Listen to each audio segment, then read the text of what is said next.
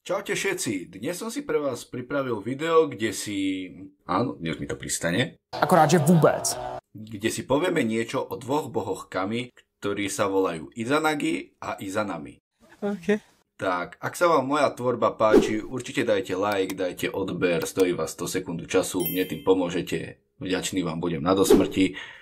A poďme na video.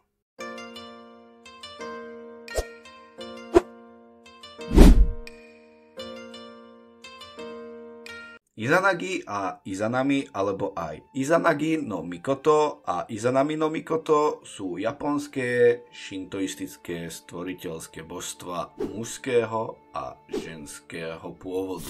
Sú symbolom prevahy života nad smrťou, pôvodu života a neskôr aj pôvodu japonského cisárskeho rodu. Taktiež sú aj jedny z ústredných postav japonskej mytológie a šintoizmu. Nice. Zmienky o nich sa nachádzajú v kronikách Kojiki a Nihon Shoki. Izanagi spoločne so svojou družkou a zároveň aj sestrou, áno, počujete správne, sestrou. Podľa tradičného podania ich nebeskí bohovia požiadali, aby dokončili a upevnili stále plávajúcu zem, tak na plávajúcom nebeskom trezore, čo by mala byť duha alebo niečo také. Začali miešať slávnu vodu so zdobenou kópiou Amenonu Hoko, čo je vlastne v preklade oštep nebies, a keď ju zdvihli z kvapiek, bol vytvorený prvý ostrov s názvom Onogoro. Na ostrove pár postavil nebeský stĺp, postavil palác a rozhodol sa začať s rozmnožovaním, po ktorom nasledoval svadobný rituál a ich manželská povinnosť. Hiroko bola prvým dieťaťom týchto bohov a v dôsledku toho, že najskôr počas svadobného rituálu sa Izanabi rozprávala s Izanagim, čím vlastne porušila pravidlá. Hiroko dostal trstinové lode odovzdané k moru a svadba sa opakovala správnym spôsobom.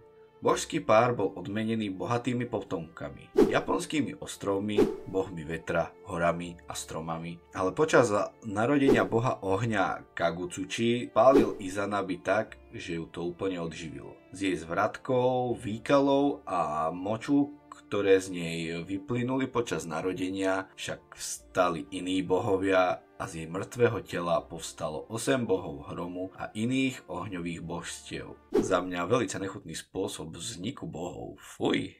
Izanagi bol najprv porazený zármutkom a z jeho slz vyplynuli ďalšie božstvá. Potom, ako by povedal hociaký člen podsvetia, sa Izanagi postaral o svojho syna, z ktorého sa znovu narodili božstvá tela. Izanagi sa potom rozhodol priviesť svoju manželku späť z podsvetia Yomi. Pri bráne sveta mŕtvych sa stretol s Izanami a prosil ju, aby sa vrátila. A Izanami súhlasila. Povedala, že bude hovoriť s bohmi podsvetia o jeho želaní, ale vyžiadala si, aby sa nesnažil ju sledovať a celkovo čakať za bránou. Zatiaľ, ako Izanagi dlho čakal, rozhodol sa ísť dovnútra, kde si na cestu svietil zlomeným zubom z hrebenia. Vo vnútri však zbadal svoju manželku ako hnijúcu mŕtvolu, prežratú červami a začal utekať. Kto by sa tomu čudoval? Izanami rozčúlená nedodržaním sľubu za ním poslala čarodejnicu, 8 bohov hromu a skupinu bojovníkov. Na svojom úteku Izanagi odvrátil svojich prenasledovateľov pomocou 3 broskýň, ktoré im hodil, a nakoniec unikol aj svojej manželke a bránu podsvetia zavalil veľkým kameňom. Po návšteve z podsvetia sa musel Izanagi očistiť a učinil tak u malého potoka v meste Hyuga na Kyushu. Z oblečenia, ktoré pred kúpelom odložil, vzniklo niekoľko ďalších bohov, ďalší povstali behom jeho očisty a nakoniec došlo ku vzniku 3 najdôležitejších japonských bohov. Amaterasu, keď si Izanagi čistil pravé oko, Tsukuyomi, keď si čistil ľavé oko, a Susano, keď si čistil noc. Akože zatiaľ hoci čo spravia, vzniknú z toho bohovia, akože to je ultimate power zatiaľ. Tak určite. Medzi tieto svoje deti potom rozdelil vládu nad svetom.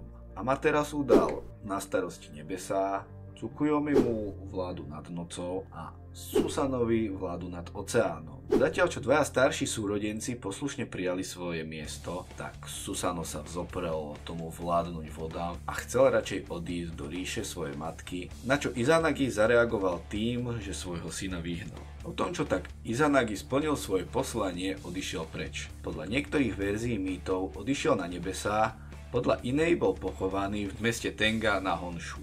Za mňa toto bude asi všetko. Tak ak sa vám toto video páčilo, určite zanechajte like, dajte odber, stojí vás to sekundu času, mne tým strašne pomôžete a budem vám fakt vďačný. Ak chcete, aby tento kanál rástol, určite zdieľajte toto video alebo si pozrite ďalšie z mojich videí. Tak, majte sa krásne, napíšte básne a vidíme sa pri ďalšom videu.